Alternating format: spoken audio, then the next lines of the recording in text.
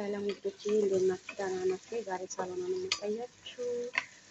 እዛን ዘይታችሁን አፍላችሁ እንደዚህ ገርባ ምናምን ከጠበሳችሁ በኋላ ሽንኩርታችሁን እዛ እዚህ ጋር የምትፈልጉትን አትክልት ታዘጋጃላችሁ። ቆራርጣችሁ ቲማቲም፣ በጨሽ የተፈቀፈቀ ነጭ ሽንኩርትና ዝንጅብል አድርገን ጥብስ እናደርጋለን። እንደዚህ ቀላል ነው በጣም ሳሎን ይጣፍጣል። ሁለት አይነት አለ።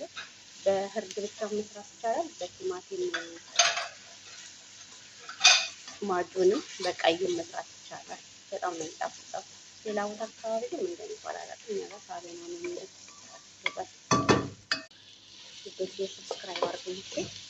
እዛ እኔ ያው ካሮት በዘይት መጥበስ ነው የሚወደው። ለመባባ ስለሚል አይጣፍጥም፣ ደግሞ አይፈርስም። የዚህ ሀገር ካሮት ችግር የለውም። በጠብስ እንደጠበስ እናደርጋለን።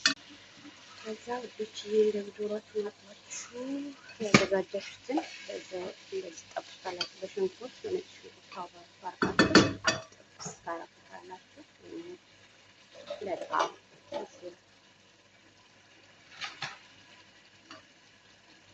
ይሄው ውዶች እንዲህ በደንብ ተቀዳበሳችሁት በኋላ ያላችሁትን ቅመም ጨምሩት።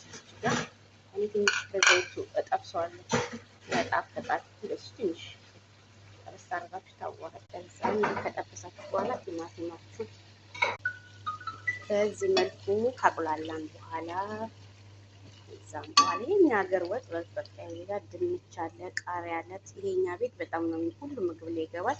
በረጃጅሙ አድርጋችሁ ጨምራችሁ ተጠብሱታላችሁ። ላይክ እንደኛ ሀገር ወጥ በሉት።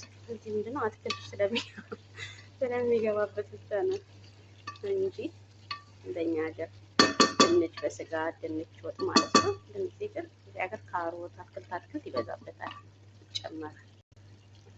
የቲማቲም ቶማቶ ፔስት ወይም ቶማቶ ማጅን ይባላል። እናንተ ቤት በርድ የሚሰራበት ቤት አለ። ይሄንን አይገባም። እኛ ቤት ግን ቀይ ስለሚወዱ ነው። ከዛ አድርጋችሁ ያፈላ ውሃ ጨምራችሁ ጨዋችሁን አመጣጥናችሁ ማንጠቅ። ሳሎናችን በዚህ መልኩ ጥቅ አድርጉትና ድልድል አድርጉት ውዶች። ሰብስክራይብ አድርጉኝ እሺ።